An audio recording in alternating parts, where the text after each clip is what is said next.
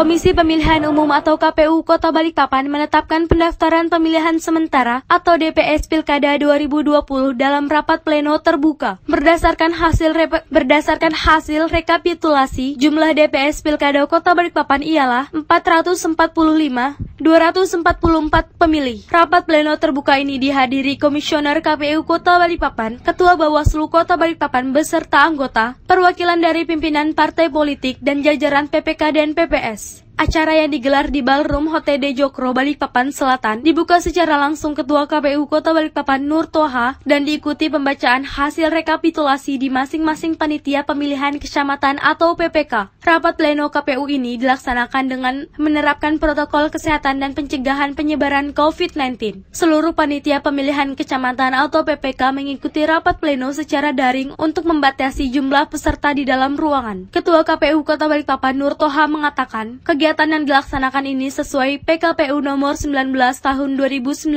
tentang pemuktahiran data dan penyusunan daftar pemilihan dalam pemilihan gubernur dan wakil gubernur, gubernur dan wakil gubernur, bupati dan wakil bupati, atau wali kota dan wakil wali kota. Pada pleno ini KPU Kota Balikpapan menjadwalkan penetapan pendaftaran pemilihan sementara atau DPS bersumber dari DPHP dengan jumlah 1.500 tempat pemungutan suara atau TPS serta jumlah pemilihan sementara 445.244 pemilih. Toha menambahkan bahwa DPS ini bisa berubah, yang kemungkinan berubah jumlah TPS karena terdapat beberapa lokasi TPS yang belum ditetapkan, seperti lembaga pemasyarakatan atau lapas, rumah tahanan negara atau rutan, rumah sakit, dan akan direkap pada saat penetapan daftar pemilihan tetap atau DPT. Hari ini, tanggal 13 September tahun 2020, KPU Balikpapan menjadwalkan rapat pleno penetapan DPS. Jadi DPS itu sumbernya dari DPHP, daftar milih hasil pemutakhiran, kemudian ditetapkan oleh KPU menjadi DPS. Nah, DPS kita hari ini menetapkan ada 1.500 TPS dan 45.000 berapa tadi Mbak Bega? 45. Nah, ini layarnya, pokoknya 45.000 sekian itu. Nah, 45.445 itu DPS kita. Nah, apakah DPS itu terkunci tidak bisa berubah? Bisa. Namanya aja DPS. Yang pertama TPS-nya kemungkinan berubah karena 1.500 itu belum termasuk lapas rutan. Lapas 2, rutan 2. Itu yang pasti nanti 4 tambahnya. Kenapa sih kok nggak direkap sekarang? Karena lapas rutan ini pemilihnya ini kan keluar masuk.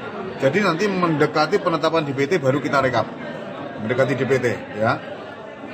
Kemudian pemilihnya bisa juga nanti karena ada lapas rutan masuk juga bisa berubah juga, ya terkait dengan masukan masyarakat gitu.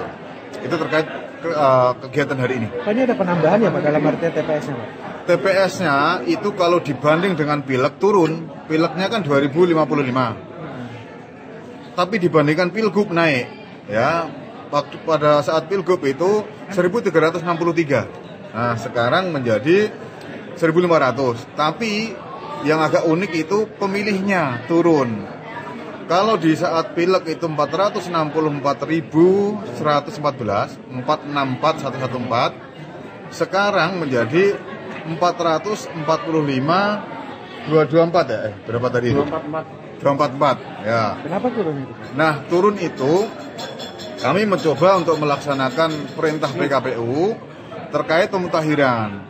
Dalam hal ada satu TPS yang pemilihnya banyak, tapi partisipasinya turun.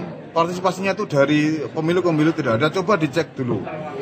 Yang pertama ternyata banyak pemilih yang masuk di situ, tapi orangnya nggak ada.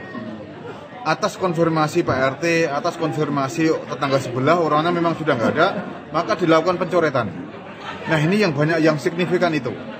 Berarti selama ini orang-orang itu, pemilih itu, dia namanya ada di DPS kita, di DPT kita, tapi orangnya sudah tidak ada di sini. Nah, itu yang kita lakukan pencoretan, sehingga menyebabkan pemilih itu jadi tidak memenuhi syarat. Nah,